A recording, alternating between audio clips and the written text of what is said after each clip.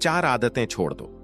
मन हमेशा शांत रहेगा। एक बार किसी राज्य का राजकुमार महात्मा बुद्ध के पास आता है और वह महात्मा बुद्ध से कहता है, आप हमेशा कहते रहते हैं कि ध्यान करो, ध्यान करो, लेकिन मेरे लिए ध्यान करना तो दूर की बात है।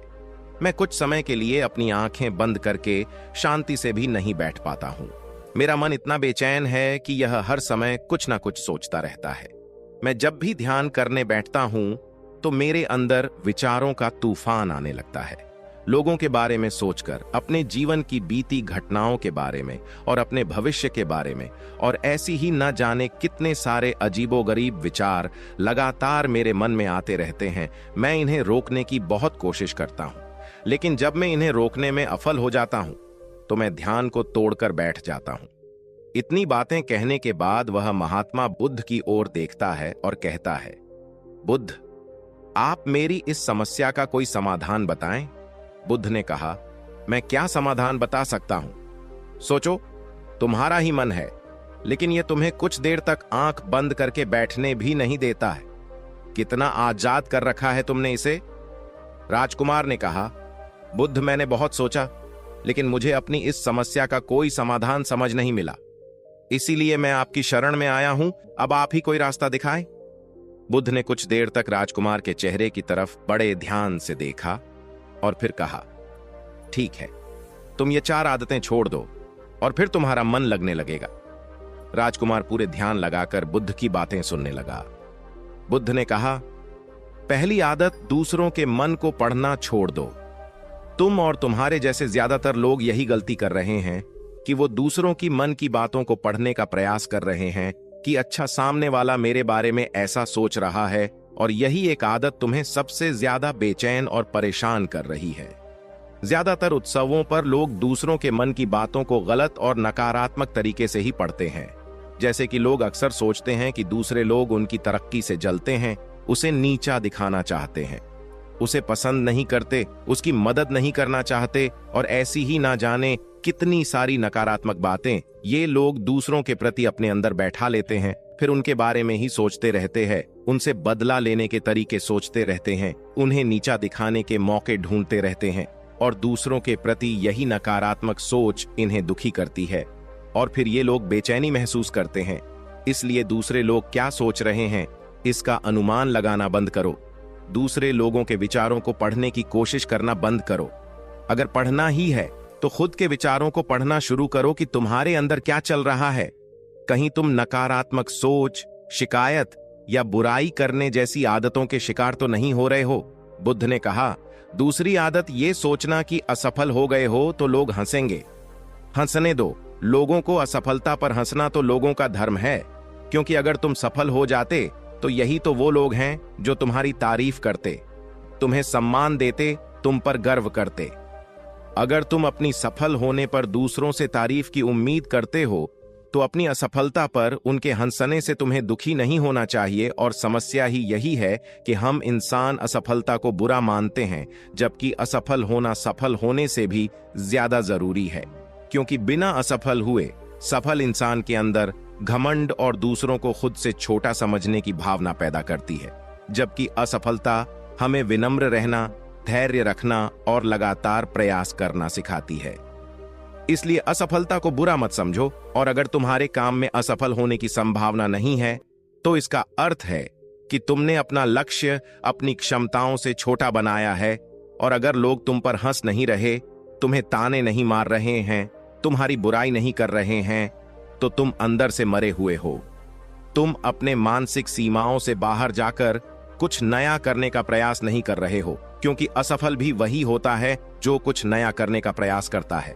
और एक बात हमेशा याद रखना, अगर तुम्हारे अंदर असफल होने का साहस नहीं है तो तुम बड़ा लक्ष्य हासिल नहीं कर सकते जो तुम करना चाहते हो। इसलिए असफल होने और लोगों के हंसने से डरना बंद कर दो। बुद्ध ने आगे कहा, तीसरी आदत, समय को काटना छोड़ दो।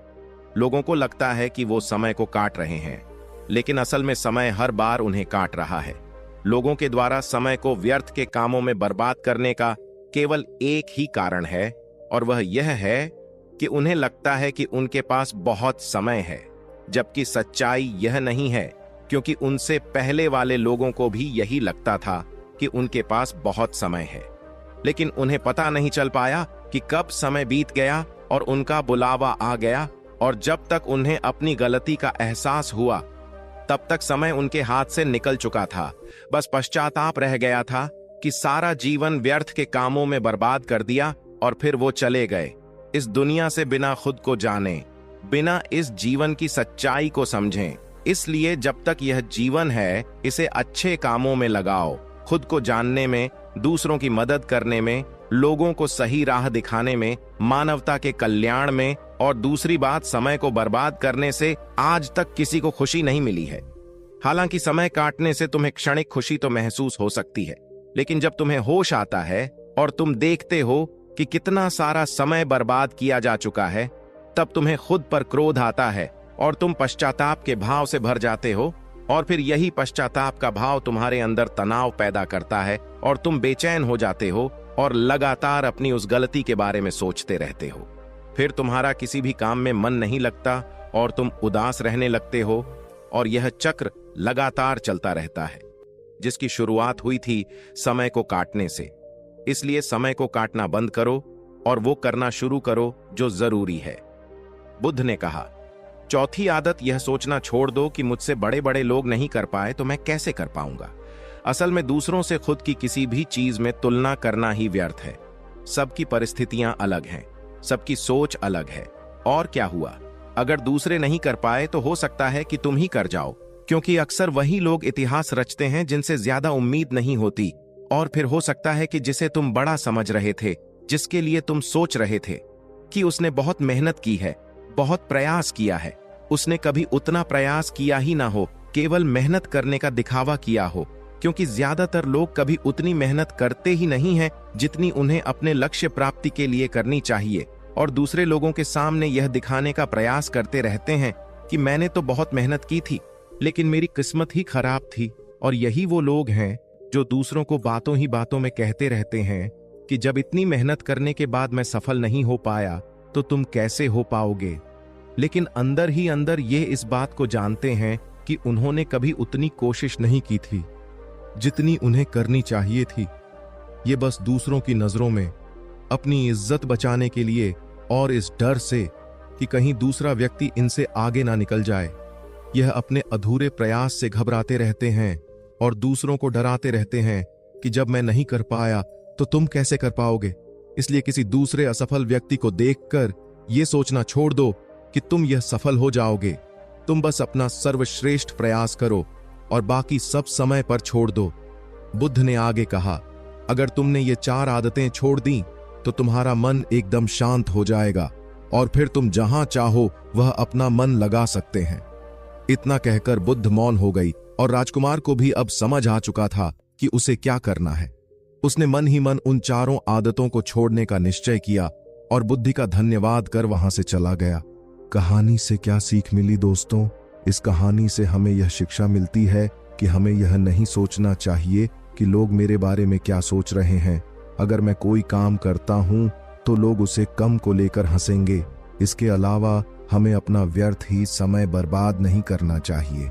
इसके अलावा हमें कभी भी यह नहीं सोचना चाहिए कि अगर किसी व्यक्ति से कोई काम नहीं हो पाया है तो मैं उसे नहीं कर पाऊंगा।